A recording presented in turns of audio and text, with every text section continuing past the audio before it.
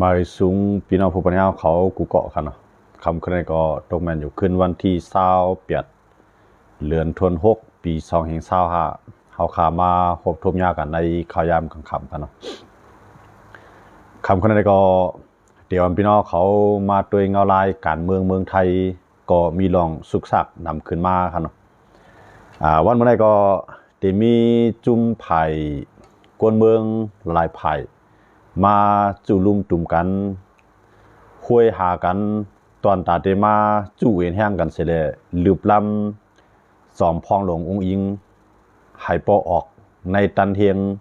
อันเป็นจอมพองหลวงเมืองไทยครับเนาะลองตั้ง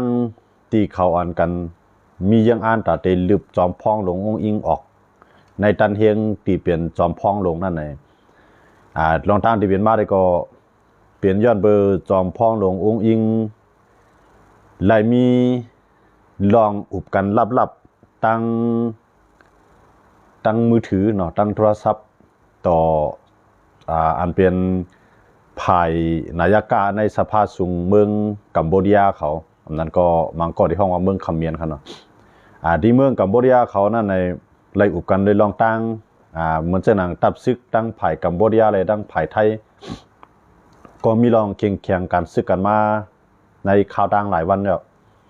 กำไรภายดังภายภูมิบุญพันธ์เจ้าซึกลงหมาย2ภาคที่2อันอยู่ดังภาคตะวันอันอยู่ดังภายตะวันออกดังภาคอีสานซ้ำมีขอจี้สั่งไล่ปิกหลานนั่นขนาดเนาะกำไรจอมพ่อหลวงอิงก็อยู่ในฐานะที่อันจอมพ่อหลวงทักษิณก็เก่าและจอมพ่อหลวงหุ้นเสียนก็เก่าเปลี่ยนก็ลีกันยามลงตื่นล่างเหตุการณ์ไปมังมีจอมกันย่าก็เมื่อยามอันพ่องจอมพ่องลงทักษิณไล่ถูกผ่ายการเมืองไทยเขากวนเมืองในเมืองไทยเขาอันกันลึบล้ำเมื่อหลาย10 ปีป่วนมาค่ะเนาะเมื่อ10 ปีปลายป่วนมาก็ไล่ไปกว่าเฮ็ดก็หุ้นเสียนมือพ่องกับเฮ็ดก็หุ้นเสียนนั่นก็หุ้นเสียนนั่นไล่แต่งตั้งเปลี่ยนตีเติงปังตีอุบโอเนี่ยนับตั้งแต่นั้นมาก็เปลี่ยนก็ดีกันมาต่อบ่ถึงวันเมื่อไหร่ครับเนาะกำไรไหว้เสจอมพ่อหลวงอิงไล่โทพงกว่าหาหุ้นเสียนเท่านั้นเลยหุ้นเสียนในหลักอัดคลิปเสียงแล้วก็เอามาปล่อยในข่าวดังอันอุปนั้นก็ได้มีอยู่หมอก17 นาทีกันนั่นเก่าครับเนาะในข่าวดัง17 นาทีนั่นในจอมพ่อหลวงอุ้งอิงในก็ลาดกว่าที่หุ้นเสียนลาดว่าเจ้าลุงเขาใครมันเปลี่ยนจังหือใครอะไรจังหือก็ลาดมาเลยข้านางตีเฮ็ดปันอย่าไปกวาดถอมความภายผู้เข็นนั้นก็ภายต้องคามนั่นครับเราภายอันนำใจภายของเขานั่นถูกดีเลยกับถอมเขาเพื่อกวาดถอมเขาก็มันจังเป็นรองสุยุงอันเขาลาดความจังก็มันลาดตอนตาให้มันจือใจกล้วยตอนตาเขาก็มันเป็นพ่อที่สังตอนตาวันเมืองอันนี้จอมพ่อน้องอิงเลยมาลัดลองในเสียแล้วนับตั้งแต่นั้นมาก็เยี่ยนเปลี่ยนพื้นเปลี่ยนภัยทางการเมืองมามีหลายภัยอ่อนกันให้ภัยจอมพ่อน้องอิงในย่าเปลี่ยนลงปองจึงเสียเลยขึ้นก่อตั้งใหม่อันไทยของว่ายุบสภานั่นขนาดเนาะยุบสภาลาออกกำไรเหมือนจะหนังภัยสารคัดอันนั้นก็ภัยข้านครับเนาะออกมาทุกยวนลงปองจึงนะจริงมันเป็นลงปองจึงที่แก่นแข็งย้อนเปิ้มันเป็นลงปองจึงโฮมกันลายภายมาอยู่โฮมกันเอาลายภายมาอยู่โฮมกันเสร็จเลยก็ตั้งลงปองจึงต่างภายก็ต่างมีปราศีลักน้ำภายมันยังอ่านภายมันเสอำจังเปลี่ยนเหมือนเจ้าหนังลงปองจึงเพื่อไทยอันไรหาเสียงไว้อันไรปันคอมันแก่นที่ก้นเมืองไว้เช่นนั้นก็อำจังเฮ็ดจอมนโยบายเจ้าเก่าอำจังเฮ็ดจอมปราศียังอ่านเจ้าเก่าภายไรก็ชิมกันอานาชิมกันจั่นตันเฮงย้อนเมื่อจังหน่อยเสลมันถึงข้าวยามถูกดีไลย่าแปดลงบองจึงเอาอานาขึ้นปันก้นเมืองให้ก้นเมืองมีลองเลือกตั้งภายสารคาดเขามันจะหนังปาฏิประชาชนอันนั้นก็ลุกมาตีปาฏิก้าวไกลครับเนาะเปลี่ยนปาฏิก้นเมืองในปาฏิก้นเมืองเขาก็รัดว่าเจอมาก็ตื้นหนูไลย่าแปดลงบองจึงเสขึ้นเอาอาณาบันก้นเมืองให้มีลองเลือกตั้งไปการตีเตโฮมขึ้นลายหมู่ลายจุ่มลายภาย เสียเลยขึ้นก่อตั้งลงมองจริงก่อแทงก็1เฮ็ดกว่าหึงก็1แค้นเฮ็ดให้เมืองไทยทบตั้งอยากลองการกล้าร่างขายลองการกินย่ำคนเมืองลองอยู่สร้างกินเช้าคนเมืองมันเป็นลงมองจืนแก่นแข็งระยะเนี่ยภายสารคัดภายคัดค้านเขาได้ก็อ่อนกันตกย้อนให้ยุบสภาพมันก็ย่าเป็นลงมองจริงนั่นขนาดเนาะกำไรหลายๆภายซ้ำพันว่ามันจะนั่งภายซึกเกาหลีภายลงมองจริงมันมีอยู่เกาหลีเนี่ยไปฮันลีล่องตาติยาลงปองซึงเสขึ้นเลือกตั้งใหม่เลือกตั้งใหม่เมื่อเรื่องนี้ภายปฏิเพื่อไทยก็กว่าเอามากวนตั้งนอกมานั่นขนาดเนาะตีใจปฏิใจเตี้ยนพ้องใจก้นเมืองเลือกมา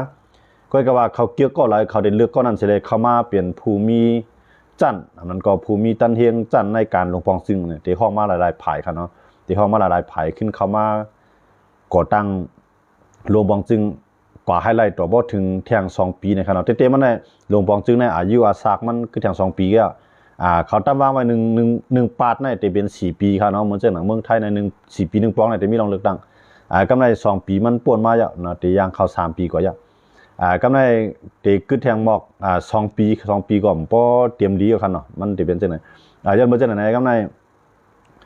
เพราะว่าเลือกตั้งในภายเพื่อไทยในมาขาดลามตัวแล้วก็มันแลบเตรียมปีแล้วกำไรมันจะหนังภายซึกอันเป็นตัวแทนซึกครับเนาะอันเป็นตัวแทนซึกเสร็จเลยมาเป็นมาตั้งปาร์ตี้นะอันอยู่ซึกอยู่เบื้องหลังซึกอยู่ปันแฮงเช่นนั้นก็ก้นส่วนใหญ่ก็ใครไล่ใครเอาสังว่าเลือกตั้งมากก็แล้วเตรียมเป้ในเขาก็ขึ้นมากอดข้อกันปีนึงมากก็ย่าตื่นเตไลลำตือลำตันเสร็จเลยก็ตั้งลงปองซึ่งในกว่าต่อปอย่าในคารัง4ปีนั่นขนาดเนาะสังว่าเตกอดข้อกันก็ตั้งลงปองซึ่งก็แม่ในข้าวย่ามันดีกอดข้อกันตั้งลงปองซึ่งกว่าแท่งนั้นเลยลองตั้งพิษหลายภายที่อันเขายังงานเอาว่าจะเป็นภายว่าจะเป็นในตั้งเตียนเขาดีๆยังอ่านตอนตาเด็กก่อตั้งลงปองซึ่งกว่านั้นเลยว่าภายซึกเนี่ยว่าภายปาร์ตี้อันระยำโฮมกันมาเนี่ยเจ้าไหนก็ได้ขึ้นเข้ามาโฮมกันเสียขึ้น10เป็นลงปองซึ่งกว่าแท่งในก็กับคนเมืองได้พอใจนั่นขนาดเนาะคนเมืองส่วนใหญ่เนี่ยพอใจนึงในจอมพ่อหลวงอีกในมันนางเนี่ยอะไร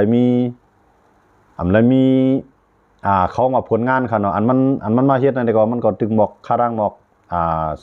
2ปีเขาอย่างเนาะอันตั้งนั้นก็หมอกปีปลายก็เฮาว่าเนาะจำ2ปีอยู่เขา2ปีย้อนเบิ่งว่าคุณเศรษฐานั้นเปลี่ยนมาทานตั้งเนาะแล้วก็คุณเศรษฐาก็ออกแล้วก็ขึ้นเอามาเป็นจอมพ่อหลวงอิงพอจอมพ่อหลวงอิงขึ้นมายี่ว่าในกำไร1ในมันมีตัวทบทางการเมือง2มามันจะนางปรสีลักน้ำเยอะอันที่เขาหาเสียงไว้เช่นก็เฮ็ดจอมไล่ให้ในคนเมืองในก็พวกใครเกี่ยวใครก็หาลอกไล่ตัดติยะก็การจึงมาก็ตึงได้มีคนปันแห้งเลยคนปันแห้งในเป็นสภาวะการเมืองครับเนาะกำไรคนเสื่อมปันแห้งในอ่อนกันลงเส้นตั้งเนาะอ่อนกันลงหรือเส้นตั้งแล้วก็ออกมาในกลางสายเหมือนเส้นนางพี่น้องเขาหลายๆก็ได้หันอยู่ที่ตั้งอนุสาวรีย์ชัยกรุงเทพครับนะที่นั่นก็ได้มันจะเป็นศูนย์กลางของประชาธิปไตยมันก็ห้องว่าดิโมคราซีครับเนาะเป็นศูนย์กลางฝ่ายดิโมคราซีในที่นั้นเขาได้มีตีหมายต้องเหมือนเช่นหนังลักเสาหินนั่นครับเนาะห้องว่าอนุสาวรีย์ชัยนั่นครับเนาะที่นั้นเขามาในกลางใส่กันก้นก็ได้มีอยู่หมอกลายเฮียงเขาอยู่เนาะที่มีอยู่หมอกลายเฮียงก็เรียบถึง60,000หัวแสนมันก็เขามาเติมมาเลยพอไปบอกขึ้นเต้ๆครับเนาะไปบอกขึ้นเต้ๆเพราะว่ามือผูกมาได้ก่อนฮู้ครับเนาะก็ภายดังภายสารคัดภายในกลางใจเขาได้ก็เขาก็รัดว่าเจอมากก็ยาวตื้นยืนความขาดให้จอมพ่อหลวงอิงนั้นลาออกเนาะลาออกเนี่ยหมายถึงว่าโปรจันตันเฮียงจอมพ่อหลวงแล้วก็ออกกว่าเอาดังก็ขึ้นมาเนี่ยกำไรอันมันขัดมันสารคัดกันดีในมันจะหนังภายอันมันในกลางใจนะครับไปใครให้ย่าเป็นโลบองซึ่งนะให้เอาก้วนอันที่เขาเจือกนั่นขึ้นมาเปลี่ยนจอมพ่อหลวงแต้เนาะก็ให้จอมพ่อหลวงอุ้งอิงนั้นก็ยอมออกก็นั่นเป็นฝ่ายการเมืองเหมือนเช่นหนังปฏิประชาชนเขาเนาะก้นอันปันแห้งปฏิประชาชนเขาจะได้ทำเขาซ้ำโลล่าออกก้อยกาโหลย่าลงปองซึ่งยาวก็ขึ้นเอาปันก้นเมืองให้ก้นเมืองขึ้นเลือกตั้งใหม่เนี่ยมันเปลี่ยนอันแห้งเขาในแห้งผายอันมันลืบจอมพ่อหลวงอิงก็แห้งมันเต็มเพียงป้อย้อนเปว่าผายในเขาจ้อมเขาเนาะเหมือนเช่นหนังผายก้นปันแห้งประชาชนในเดนนำเลยเปิ้นเขาเนาะมือเขาเลือกตั้งในเขาเดลอยู่14ล้านคันนะ14ล้านก้อนในปันแห้งเขาคันนะเขาจะเนี่ยออกมาจ้อมเขาจะเนี่ยย้อนเปว่า ตั้งยังอันนั่นเหมือนกันเขาได้เขารับวัดเจอมากก็ตื้นหนูเลยเลือกตั้งใหม่ก็ตื้นหนูเลยย่าลงปองซึ่งในก็ขึ้นเลือกตั้งใหม่เมื่อนั้นพอเลือกตั้งไรมาเพราะว่าปาร์ตี้ก้นเมืองในไรเปลี่ยนเสียงส่วนใหญ่ไรซองปัก50ขึ้นเนื้อเขาก็รู้แล้วต่างจุ่มเขามาจ้อมเป็นปาร์ตี้อันแก่นแข็งแล้วก็จะเป็นโลบองซึ่งแก่นแข็งนั่นขนาดเนาะเขาได้เขามียังอันตรงนั้นก็ในมันจะหนังแทงผายซ้ำผู้เลือกตั้งได้เจงก็หอมเป้อันทำว่ายังอันบ่เดียวในลงเหนือเส้นตั้งเนาะเขาว่าลงถนนนั่นขนาดเนาะอันลงเหนือเส้นตั้งในมันเป็นยังอันตอนตัดได้ลืมล้ำจอมพ่อหนุ่มอีกก็เจอตัดได้กุนปั้งเป็นลงบองซึ่งนะครับเนาะบอกว่าเอาตัวอะไรตัวนั้นก็เอาก็อะไรก็นั้นก็แต่ว่าตั้งหันถึงในมันเหมือนกันบ่ตั้งหันถึงเหมือนกันได้เหมือนเช่นนั้นเขามาลืมล้ำในก็แห้งคำน้ำนั่นขนาดเนาะแห้งคำเพียงโปอำหัวแทงหลายวันได้เป็นเจ้าคืออำหัวขนาดมือเลยได้จอมพ่อหนุ่มอีกได้ตึกนากีตาวานอยู่ตึกยุ่มคูอะไรอยู่ครับเนาะไปมีลองกูไปมีลองตุ้มตื้อสังยันเบื่อมันตัวมันตัวว่าปัวแหงคนเมืองหมอกนายก็จึงก็ตื่นเต็มสันควันต่อลงปองซึ่งไรเนี่ยเขาได้เขาตื่นหันไว้จังนั้นเขาทัดไว้จังนั้นครับเนาะไปกับว่าสังว่าจะว่าล่วงในกลางสายเอาเลยลืบไรเนี่ยมันเตมีคักตอนคักที่2มานั่นก็ยืนเอาดังพิษจอมพ่องหลวงอิงอันว่าเปลี่ยนเพศต่อลองมันกึมของจึงเมืองไทยเนี่ยเขาก็ต่างยืนตีลุมตลาอันห้องว่าศาลรัฐธรรมนูญเขาเนาะเขาก็ยืนต่างที่ไหนยืนต่างที่ไหนในอยู่ที่ว่าศาลรัฐธรรมนูญนั่นก็ไผ่ลุมตลาปักเปิงสูงสุดของเมืองไทยนั่นเตียบตัดว่าจังหือเพราะว่าเขาเตียบตัดว่าจอมพ่อหลวงอีกในกึดนาการไว้โจข้าวเนี่ย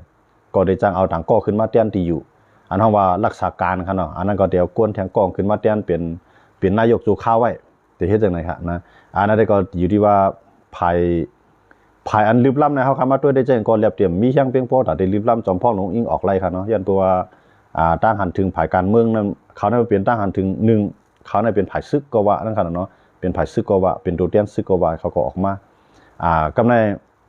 ทางฝ่ายปฏิก้นเมืองเขาอันก้นปันแห้งปฏิก้นเมืองเขาห้องว่าปฏิประชาชนนั้นเขาได้ทำฝ่ายใดก็คำเอาได้ฝ่ายซื้อเลี้ยงเอาคำเอาฝ่ายซื้อเลี้ยงเอาคำเอาฝ่ายซึกก็คำเอาก็กับเขาเอาฝ่ายซื้อสีหมักจอกเขาเนี่ยห้องว่าซื้อสีส้มเขาเนาะก้นปันแห้งปฏิก้าวไกลเขาก็ปฏิก้าวไกลนั้นถูกย่าไปแล้วก็ขึ้นมาเป็นปฏิก้นเมืองห้องว่าห้องว่าพรรคประชาชนนั่นขนาดเนาะปฏิก้นเมืองเนี่ยที่ในมันเป็นอันสานคัดกันไว้อยู่ครับเนาะบอกว่าหมดเลยนะมันเป็นไว้3โค4โคอำนาจครับนะเป็น3โคอำนาจกำไรอัน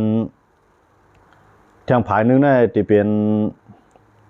ปฏิของลุงป้อมนะลุงป้อมได้มาถึงคุณลุงประวิตรเนาะอันนั้นมันตะกอเทาอ่ะกำไรทางปฏิอันนึงซ้ำปฏิรวมไทยสร้างชาติเนี่ยนั่นเป็นปฏิของจอมพ่อหลวงลุงตู่มื้อเหลือในปฏิกลัวในแตกบ่ดอกคณะจอมพ่อหลวงทักษิณก็เก่าได้มาสอส่วนให้เขาเนี่ยแตกกันหมดแล้วเนาะมันจึงหนังปฏิประชาธิปัตย์ก็ครึ่งนึงมาอยู่ภายจอมพ่อหลวงอิงเขามาอยู่ภายเพื่อไทยเหมือนเจ้าหนังปฏิพลังประชารัฐอันนั้นก็เขา2ก็เขาปฏิเดียวแล้วเขาแตกกันก็เป็น2เกิ้งเกิ้งนึงเนี่ยเป็นภายชานคัดห้องว่าภายคัดเนาะแทงเกิ้งนึงเนี่ยเขามาห่มหลวงบองซึ่งจอมพ่อหลวงทักษิณเนี่ยมันแข็งตัวเนี่ยมันแข็งแต่ได้เยแต่ได้ส่วนแต่ได้จันแต่ได้ตึดให้มันแตกกันเนาะ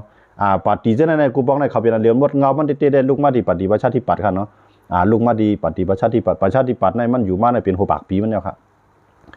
ก็ในปฏิประชาธิปัตย์ได้มันตั้งในเขาเป็นคู่ต่อสู้กันตั้งปฏิเพื่อไทยเนาะปฏิเพื่อไทยเนี่ยก็หมายถึงปฏิเสื้อเหลืองปฏิเสื้อแดงครับเนาะปฏิเสื้อแดงก็ในปฏิประชาธิปัตย์ในซ้ำมีกวนเสื้อเหลืองอยู่ด้านหลังมันได้มีมวลชนไผมันมันได้มีกวนปันแหงไผมันนั่นขนาดเนาะก็ในประชาธิปัตย์ในเมืองด้านในมันก็จะเป็นเขาก็จะเลยเป็นจอมพ่องลงอยู่เหมือนเจ้าหนังอวิสิเวชชีวะในเนาะมังปอก็จะเป็นมันเดเรียกลายกันกว่าเนาะปานนึงเลยปานนึงนั่นขนาดเนาะชวนวลิกไฟในเจ้าไหนเขาก็ยังเป็นจอมพ่องลงมากครับเนาะก็กล่าวว่ากำน้ำในอันเป็นลงปองซึ่งในกำน้ำในเป็นภายซื้อเลี้ยงห้องว่าปฏิเพื่อไทยครับเนาะปฏิเพื่อไทยในมันตั้งแต่ปานจอมพ่อหลวงทักษิณเนาะจอมพ่อหลวงทักษิณได้เงาลูกปฏิประชาธิปัตย์มากกันเขาครับแล้วก็มันก็ขึ้นออกมาตั้งปฏิใหม่นั่นขนาดเนาะพอออกมาตั้งปฏิใหม่ในเป็นปฏิพรรคไทยรักไทยเนาะปฏิฮักไทยนั่นขนาดเนาะปฏิฮักไทยมาตั้งนั้นก็ปี้เนาะปุ๊บเปี้ยในปี้ปานไรเสียว่าเขาเนาะก็มันถูกย่าแบบไหนย่าแบบปฏิให้เต็บตั้งพิการเมืองเอาตุ๊กคอกให้ไหนมาปาน10 ปานก็กระเสือมากก็ยังมันมีเครือข่ายของมันมาได้ดินขนาดเนาะมันมีตู่ตายตู่เตี้ยนเลี้ยนตายเลี้ยนปุดเนี่ยมันมีมาได้ดิ เฮ็ดให้ปฏิเพื่อไทยในแก่นแข็งมาปานสิปานเขาเนาะก้อยกับปฏิเพื่อไทยในสามารถซุ่มเบ็ดปฏิห้องว่าปฏิอนาคตใหม่ปฏิก้าวไกลเขาเนาะเขามาซุ่มเบ็ดปฏิก้าวไกลเนาะกำในปฏิก้าวไกลในปีมันกลมเลยเป็นองค์บองซึ่งเขาก็ย่าเป็นปฏิก้าวไกลนะย่าเป็นปฏิก้าวไกลแล้วก็ปฏิก้าวไกลก็ขึ้นเลยกับก่อตั้งปฏิใหม่ห้องว่าปฏิประชาชนในขยามมาเหลียวเตๆมาในมือเขาได้จ้าขึ้นมาในมือปานนุ่งตู่ได้เขาได้ห้องว่าปฏิอนาคตใหม่คั่นเนาะอนาคตใหม่นั่นก็ถูกย่าเนาะนั่นอ่อนหูน้ำนาเลยคุณธนาธรก็ในพวกคุณธนาธรเขาถูกย่าในเทียบตั้งพิษเหมือนเจ้าอาจารย์ปิยปุณเนี่ยชอบพนิการเนี่ยคุณธนาธรเนี่ยก้นอ่อนหูน้ำนาเกียรน้ำก้นอ่อนหูมันนั่นเลยถูกเทียบตั้งพิษการเมือง10 ปีเหมือนเจ้าคุณชอบในตลอดชีวิตห้องว่าต่อโจสุดปานเนาะที่ได้ขึ้นมาเรียนการเมืองในก็เทียบตั้งพิษกว่ากำไรเผื่อว่าเป็นปฏิก้าวไกลในแต้นพ้องเขาเลยนำมาแทงเนาะเผื่อว่าเป็นปฏิก้าวไกลทำอ่อนหูน้ำนาเลยคุณทิมพิธากำไรคุณทิมพิธาในก็ย้อนเมื่อมันดุดเตียนทางการเมืองน่ะก้นตั้งนำก้นดอกเมืองในเมืองเหมือนเจ้าหนังขี่เขาอันเป็นเจ้านอกเมืองขี่เขาเจ้าในก็อำพันลีคุณทิมพิธามานเขาเจ้าในก็อำพันลีในคุณทิมพิธาก็ไม่กัมพูชาเขาเจ้าในก็อำพันลีในคุณทิมพิธาเขาว่าคือล้าในปกทิมพิธามาในที่ก็เรียนดินในมันเตรียมมันคือมันได้ตึกกันเนาะนะครับว่ามานเขาก็มาหลอกกันเนาะย้อนเมื่อเจ้าในก็ไม่ตั้งไผ่ซึกเขาเนาะลายไผ่เนาะลายไผ่ภูมิยานาเขาลายไผ่ก็หันว่าพวกคุณทิมพิธาขึ้นมาใน1มันได้มาเกยไขปักเปิงลังเมืองหลายอันเนาะ2มามันได้ปันแห้งไผ่ดิโมคราซีเหมือนเจ้าหนังเมืองกัมพูชาก็มีจุ่มอันห้องว่าสมรังสีนะนั่นก็จุกอยู่ไผ่ดิโมคราซีคุณทิมพิธาเขาได้ปันแห้งไผ่ในทางอันนั้นก็คุณเสียนก็ออกมาลาดว่าแดนดินไทยเลยกัมพูชาได้มีปัญหาบ่ทิมพิธาขึ้นมากำในมานก็ย้อนเบอร์คุณทิมพิธาเขาได้ไล่ปันแห้งกันตั้งกวนอีกลางใจในเมืองผมตุ่มตัวเขาเลยกวนอีกลางใจในเมืองไทยในเขาก้องกายกันก็ในมานก็ลาว่าพวกทีมพิธาขึ้นมาในจึงขึ้นมาก็อย่าเพราะว่าปาร์ตี้ก้าวไกลในขึ้นมาเป็นรัฐบาลเป็นองค์บองซึ่งในมันได้เป็นปัญหาจอมแดนดินกูภายภายในหาทางพี่ใส่คุณทิมพิธาหมดค่ะต่อถึงนอกเมืองในเมืองค่ะก็ไม่ในเมืองก็ว่าคือในคุณทิมพิธาเขาเนี่ยเดมาญาติเป็นรองอุปเปิงพ่องงำเมืองห้องว่าเดมาญาติเป็นการอุปเปิงพ่องงำวันเมืองเนี่ยร่วมระบบการปกครองนั่นน่ะเขาห้องกำไทยเขากำไทยได้ห้องว่ามายาแบบการอุปเปิงพ่องงำวันเมืองเนี่ยเขาตั้งพิษกูจื้อกูเยอะคุณที่พิธาในเลยต่อสู้มาในเขาตั้งพิษอันที่มันถือมันเลยที่มันละเอียดนั่นเลยต่อสู้มาตั้งแต่มันมีคุณสื่อในคณะที่มันก็มีก็เป็นของปอมันมีตื่นลางในสื่อข่าวเนี่ยก็กลายเป็นของปอให้ได้ปอทำตายกันมันก็ยิบไว้เนี่ยก็ในเขาสมว่ามันมีใบคุณในคุณเสือนั่นก็เขาตั้งพิษมันต่อสู้ดันที่ก็เป้มันครับนะกำลังสู้มาเต็ดก็มันก็เป็นไผ่เป้กำว่ามันมีใครอย่างไรตั้งพิษ112เนาะแต่ได้เกี่ยขายบักเปิง1 ปาก20 1 ปาก 12กันนะอันนั้นก็ตั้งพิษปูมันก็ละเอียดนะอย่าก็ขึ้นต่อสู้เป้มากำลังสุดมาในย้อนเปิดปาร์ตี้เขาในหาเสียงเกี่ยวข้องในลงแต่ได้เกี่ยขายบักเปิงลักเมืองคอปาก12เนี่ยเอาลองตั้งอันไหนมันสิได้ปูมันกำลังมาก็ย่าเป็นปาร์ตี้เขาครับเนาะเพราะย่าเป็นปาร์ตี้เขาในก็เจ็บตั้งพิษการเมืองเขาเตรียมระยุงการเมือง10 ปีเนี่ยอันไหนเป็นรองตั้งเปลี่ยนมาปฏิก้าวไกลปฏิก้าวไกลนั้นยาวลงกว่าเนาะมันจะหนังข้าวว่าอนาคตใหม่นั้นก็ถูกยากอนาคตใหม่นั้นมันกว่ายันเบอร์สังหลานในกว่ายันเบอร์ว่าในปฏิเขานั้นมือพ้องขย้ำหาเสียงกลางใจนั้นเขาซ้ำอะไรกับกู้เงินคุณธนาธร2 ปาก50 ล้านมันเปลี่ยนหัวหน้าปฏิเขากำไรในลูกจุ่มปฏิเขาขึ้นกับกู้เงินมันเสียมาหาเสียงเนี่ยอันนี้ก็เขาลาดว่ามันครอบงำปฏินะบอกว่ามันจะมาข่มงำในปฏิอนาคตใหม่คุณธนาธรเนี่ยว่าตั้งพิษอันนั้นปูมนั่นนี่ก็ย่าเป็นปฏิมันค่ะเนาะจังว่าอนาคตใหม่ก็กวยลงกะกันในพวกอนาคตใหม่กวยลงกะก็ขึ้นว่าคุณทิมพิธาเนี่ยแค้นก้นในแค้นสนใจใส่ใจน้ำนะกัดดีเปียดกันกัดเทียงกันเนื้อเขียงวิธีดีไรก็คุณทิมพิธาได้เป็นใบเป้กูตีค่ะเนาะเอาก็อะไรมากกว่าเป้มันสิก็นะกำไรก้นหนุ่มในก็สนใจนะก้นเมืองในก็สนใจนะในออนกันเลือกตั้งวันมันมาเขาก็เป็นไผ่เป้เปลี่ยนไว้ที่1เนาะก็ว่าเมื่อนั้นในเขามาโฮมกันตั้งปาร์ตี้เพื่อไทยตกลงไล่ใจกันกูผายว่าเขาได้ลงลายมือ MOU กันเหมือนเช่นนั้นลักน้ำสู่ที่ปลาสีสู่ที่สุฮาไว้มันนโยบายฮะนั่นเนาะนโยบายสู่ที่สุฮาไว้นั่นหมายถึงว่าเสียงกลางใจที่สุฮาไว้นั่นสู่ก็เลยติดละเอียดได้เต็มทวนลงลายมือกันอันเฮาหาไว้อันเฮาหาเสียงที่ก้นเมืองไว้อันเฮาลัดนี่ก้นเมืองเสียที่อันเฮ็ดอันนั้นในเฮาก็ได้เฮ็ดอะไรเต็มทวนนั่นเฮาก็ลงลายมือกันเอาข้องมา7 ปาร์ตี้เนาะ7 ปาร์ตี้แต่ได้มาแต่ได้มาพร้อมผมกันนะเดี๋ยวมีม5 ปาร์ตี้6 ปาร์ตี้เขาต้อมพี่กันเนาะมันเดี๋ยวมีอยู่ปาร์ตี้มาอันก็มี1 ก้อมาอันก็มี2 ก้อเนาะบางอันก็มี5 ก้อมันอันนั้นมันได้ก็ได้มีปาร์ตี้เพื่อไทยเลยปาร์ตี้ ปฏิก้าวไกลปฏิก้าวไกลในมันเดมีอยู่ปาก50ก็เนาะยาวก็แทงผายนึงมีอยู่ปาก40ก็เข้ามาป้องกันปองว่าเขาก็เป็นลุงบองซึ่งอันเสียงแก่นแข็งเอาอะเตๆมันกำในทำมือพองข้าวยำตาได้ตั้งลุงบองซึ่งเสเลือกจอมพ่องลงนั่นในซ้ำเตมีสภาใดสภาเหนือเพราะว่าสภาเหนือนั่นซ้ำมี2ปาก50ก็ค่ะเนาะ2ปาก50ก็เนี่ยมีไผเลือกตั้งก็หลักตั้งมากก็เลยลุงตู่เกี่ยวก็ลุงตู่ก็ปานนั้นเลือกมาเมื่อนั้นเปลี่ยนซึกยึดเมืองเขาเนาะเลือกมาเป็นสว2ปาก50ก็ใน2ปาก50ก็นั้นอันยุคมือปันคุณที่พิธานั้นมี5ก็ไว้นะที่เหลือนั้นยุคมือปันย้อนบ่ใช่นั่นแหละคุณที่พิธาก็อำไรเป็นจอมพ่องหลวงนะอำไรเป็นจอมพ่องหลวงกำไรเลือกที่2เลือกกำที่1ในมันเลยเปลี่ยนยันบ่ว่าสว2ปาก50ก็นั้นยุคมือปันเหมือนจะน่ะปาร์ตี้ประชาธิปัตย์จะในกยุคมือปันยาวก็ปาร์ตี้ภูมิใจไทยก็ยุคมือปันอันยุคมือปันนั้นมีปาร์ตี้เพื่อไทยเลยมีปาร์ตี้เรียกๆลอกๆกันเขาโฮมกันแต่ได้ก่อตั้งลงบองซึ่งนั้นยุคมือปันยันบ่ใช่นั่นแหละเสียงมันก็ป้อแต่ได้เป็นจอมพ่องหลวงค่ะเนาะเพราะว่าเสียงมันป้อแต่ได้เป็นจอมพ่องหลวงนั้นก็ไม่คำกึดยึดไว้โจข้าวเนาะข้าวตั้งเปลี่ยน6เดือนครับว่ามันมีตั้งพิษลองหุ่นสิวมันได้เลยต่อสู้ในเผื่อว่าต่อสู้มาเนี่ยมันเปมาผมเปมาขึ้นเข้ามาก็มันต้านเอานั้นขนาดเนาะก็ไม่เลือกตั้งกำที่2เนี่ยมันเลือกแล้วย้อนเผื่อว่าลุมตลาและลุมศาลรัฐธรรมนูญลุมตลาสูงสุดเขานั้นเต็บตัดมักมันว่าใครคุณทิมพิธาในกึดย่างเป็ดตันเฮียงที่เป็นโหน้าปาร์ตี้ไว้โจข้าวกันอันนั้นก็กึดกว่าเป็ด6เดือนครับนะเพื่อกึด6เดือนเอาไหนก็ในเพื่อไทยในฮักหลังเอาก็ไหนนะเพื่อไทยอันเป็นจอมพ่อของทักษิณในฮักหลังเอาจริงๆแล้วในการล็อบบี้ไว้ค่ะล็อบบี้สวไว้อันนั้นมันจึงว่าปีกสว2บาท10กว่าน่ะเสือไปกันเลือกเข้ามาโหมันก็ตั้งลงบางซึ่งกำนั้นมันก็ห้อยประชาธิปัตย์เนี่ยมาเสียงมากครึ่งไงพลังประชารัฐก็มากครึ่งไงนะกำในภูมิใจไทยในมาหมดอ่ะ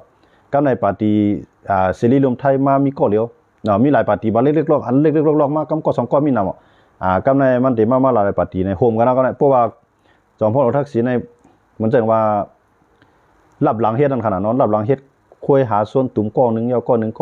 งในห้องมากับนะห้องมาก็ตั้งลงบองซึ่งแล้วในกำในสว2บาท50ก้อนนั้นก็มี5ก้อก็เต็มยุคมือปันกำในที่เหลือนั้นยุคมือปันจอมพ่องลงเศรษฐาหมดนะข้องว่าคุณเศรษฐานั้นเป็นก็ลีกันดังจอมพ่องลงทักษิณเนาะเพราะฉะนั้นนะเอาได้ก็ลีมันขึ้นมาเตี้ยนดีอยู่ว่าเจ้าข้าวกันเอาได้กองเตี้ยนดีอยู่ว่าเจ้าข้าวเนี่ยมันบ่ได้มาอยู่แล้วหมอกพีปลายคั่นเนาะจอมพ่องลงเศรษฐานั้นมาอยู่แล้วหมอกพีปลายพวกหมอกพีปลายอ่ะเนี่ยกำในเขาขึ้นเอาตั้งพิษปูมันแท้นะเอาตั้งพิษปูมันว่าจอมพ่องลงเศรษฐาเนี่ยมันแต่งตั้งกวนมีตั้งพิษเนาะเขาเนี่ยยามต่อสู้ดังปักเปิงไม้มีแฮยามญายามต่อสู้ดังลุมตะลานั่นขนาดเนาะก็ในเอากวนตีมีลองซื้อโยมีลองมดใสมาขึ้นเป็นรัฐมนตรีหมายถึงว่าเป็นภูมิจันทร์ในหลวงพองซึ่งนั่นขนาดเนาะก็ในเขาก็เอาตั้งพิษนั้นปู่วันจอมพ่อหลวงเศรษฐาพอเอาตั้งพิษปู่วันจอมพ่อหลวงเศรษฐาเนี่ยก็จอมพ่อหลวงเศรษฐาก็เลยกึดยืดลองการเปลี่ยนตันเฮียงที่เป็นจอมพ่องลงนั้นกึดยืดลงกว่านะก็ที่30นั่นขนาดเนาะก็ในก็ที่30ตกลงกว่าในขึ้นออกมาทางผมจังก็เลือกไผก็ไม่นะในปาร์ตี้เขานำจังก็เลือกไผอันที่เก่าเรื่องไทยเป็นเกษมในไทยเป็นเกษมในก็เท่าทำมีตั้งเปลี่ยนจังขึ้นมาก็เลยจอมพ่อหลวงทักษิณก็เก่านั้นก็ลูกยิงสาวขึ้นมาเตียนนี่นะบ่ลูกยิงสาวขึ้นมาเตียนหือเก่าในหือตั้นหูตัวเหล่านั้นก็มาเลยเป็นองค์บองจึงตั้นหูตัวตั้นอะไรเรียนการเมืองอีกขนาดนะเข้ามาเลือกตั้งปุ๊บในก็เขาเป็นไผเป้ไว้มาช่องให้เขาลูกนะเป้ไว้มาช่องแล้วกำในมันไปมีตัวเท่าทางการเมืองสังให้มียวนะกำในก็ปองก็เหตุการณ์มันอยู่ทั้งหลังวางแผนมันเตไรกับ10บ่อะไรเตไรห้องก็อะไรเข้ามาโฮมเนี่ยวางแผนมันเปลี่ยนลงบองจืมตั้นหูตัวนั่นขนาดนะเปลี่ยนจอมพ่องลงเลยตั้นหูตัวกำในเอาก้นเท่าก้นเก๋เจนั้นมาอยู่เคียงข้างหิมจำมาในเตลาดสังเตเฮ็ดสังในถามก้นเท่าก้นเก๋เจอมีโดดทบทางการเมืองมาเจนั้นก็อยู่มาต่อถึงขั้นวันมื้อนั้นขนาดเนาะย้อนบ่เจนั้นอะไรวันมื้อนั้นห้ามเปลี่ยนปัญหาลงอันนึงที่ว่ามันก็อุปโอต่อหุ้นเสียนั่นขนาดเนาะหุ้นเสียในเปลี่ยนปอของหุ่นมันเนตซ้ำเปลี่ยนจอมพ่องลงเมืองกัมพูชาเห็นน่ะซิเขาเนี่ยจะเป็นก่อกันหมดอ่ะนะจอมพ่องเราทักษิณในหุ้นเสียก็เป็นก่อดีกันมากครั้งเป็น10ปี20ปีค่ะเขาเฮ็ดก่อกันมากนะเฮ็ดก่อกันกินจ้อมกันอยู่จ้อมกันเป็นที่เตียงปางทางการค้าการขายกันเพราะฉะนั้นหุ่นมันเนตเขาจอมพ่องลงอิงเขาจะในเขาก็ยามเฮ็ดก่อกันยามเรียนจ้อมกันยามปึกปอกเฮ็ดก่อกันลูกเขาก็เฮ็ดก่อกันเนี่ยก็คืนเฮียนจ้อมกันให้ไหนมากค่ะกำไรเนี่ยแตกขาดกันหมดครับเลยนะหุ้นเสียในมือว่าเขาจะเนาะมันมาไล่สวดให้เจ๋งขาวลาดมาเร็วในขณะมาไล่สวดว่าเมืองไทยในเป็นจังไหนเมืองกัมพูชาในยื้อเอาขีปนาวุธในยื้อใส่ในเมืองกรุงเทพในไรเนี่ยว่าคุณเสียนมาหลอกนั่นขนาดเนาะที่มันก็ยื้อไรเงาะนะแต่ลูกก็ที่ ลูกออกที่เมืองกัมพูชามาเข้าในเมืองกรุงเทพนั้นได้ใจอยู่ข้าวยามหมอก3ปากลักเนาะหมอก3ปากลักแต่ได้เข้ามาถึงที่กรุงเทพขนาดสังว่ายืมมาได้ทางไกลมันได้มีหมอก3ปากลักไทยเขาได้รับว่ามันมาถึงไรใกล้กับหุ้นเสียนทำว่ามันลาดมาถึงไรเนี่ยกำไรมันจะอย่างมื้อในห้ามที่ภายนาเกากีตั้งหลายจังได๋สังว่าเลือกตั้งในมันหัวเต็มเป้นั่นขนาดเนาะเพราะหัวเจ้าเก่าเต็มเป้นี่ก็ปีนึงมากก็ยะตื้นเลยเป็นลงปองจึงตื้นเต็มยานั่นขนาดเนาะมันก็ในมันจังว่ามันก็อยู่ในปาร์ตี้ก้าวไกลอยู่ในปาร์ตี้ก้นเมืองของปาร์ตี้ประชาชนก็เลยถูกเขาว่าแจกกล้วยค่ะเนาะเขาก็รับว่าซื้อโยงก็เอาแจกกล้วยเนี่ยหมายถึงว่าเอาเงินปานในเขาซื้อออกมาอยู่เจ้าเมาเลยเนี่ยมันเป็นจังได๋ก็มีมานั่นขนาดเนาะก็ในปาร์ตี้ภูมิใจไทยเนี่ยมันเปลี่ยนไว้หมาย3เนาะเปลี่ยนไว้หมาย3มันมีอยู่70ปลายเนาะแกนพ้องของมันมี70ปลายมันก็โหมันก็ตั้งมาตั้งแต่เมื่อปานจอมพ่อหลวงเสถามาถึงจอมพ่อหลวงอิงก็อยู่ไว้ในกระทรวงอยู่ไว้ในหลวงปองซึ่งกำไรเขามาต่อสู้กันดังจันตันเฮียงเหมือนเจ้าหนังจอมพ่อหลวงทักษิณว่ากระทรวงมหาดไทยเนาะกระทรวงมหาดไทยเนี่ยเฮาหลวงมากขึ้นเนาะกระทรวงมหาดไทยเนี่ยมันเกี่ยวข้องในรองก้นเมืองตาได้ปกป้องก้นเมืองตาได้เฮ็ดสร้างนาการอันใหญ่ๆมันตาได้เฮ็ดวัดปันไว้ตาได้เฮ็ดวัดปันไว้ทางสิงกุจิกุลองค่ะเนาะโหนับก้นเมืองจังได๋มันอยู่ในกำมือคำว่าทองว่ากระทรวงมหาดไทยเนี่ยเมื่อนั้นในคุณอนุทินน่ะยิบไว้นะกำไรจอมพ่อหลวงทักษิณว่าเฮ็ดการเทืองน่ะกระทรวงอันนั้นมันเทืองน่ะมันจังว่าหลวงมากขึ้นเฮาได้เฮ็ดเนี่ยจอมพ่อหลวงป้ออะไรอันนั้นในป้ออะไรกระทรวงมหาดไทยเนี่ยมันจังว่ารู้เลือกตั้งว่าในติอุปก็ไหลอุปโหนามันขนาดนั้นมันจังว่านายอำเภอเนี่ยนั้นมันจังนายจีเวียงนายเจ้าจีเวียงขนาดนั้นหมายถึงว่าเนาะเจ้าจีเวียงเนี่ยเจ้าเจตวนเนี่ยแล้วก็อบตเนี่ยคิงกลางคิงเฮียงเนี่ยมันตีอยู่ในมหาไทยตีอยู่ในกระทรวงมหาไทยหมดยังบ่ฉะนั้นเลยพวกเลือกตั้งในพวกภายในอันไหนเนี่ยตาได้เลือกตั้งนั้นตื้อตั้งตาได้เปียมันสูงย้อนเบื่อมันเข้าหาก้นใหญ่มันไว้ตั้งขนาดเนาะทีนั้นเขาชิมกันกระทรวงอันไหนเนาะชิมกันหน้าเตียนเพราะว่ากระทรวงมหาไทยเนี่ยเนาะเดี๋ยวก็ลองหูดับก้นเมืองดักเสียงเนาะมันจะหนังคิงกลางคิงเฮียงเนี่ยเจ้าเจเวียงเนี่ยเจ้าเจตวนเนี่ยนั่นขนาดเนาะอยู่ภายใต้ในหมดอ่ะกันในบ่ให้นั่นน่ะเนี่ยบ่กอง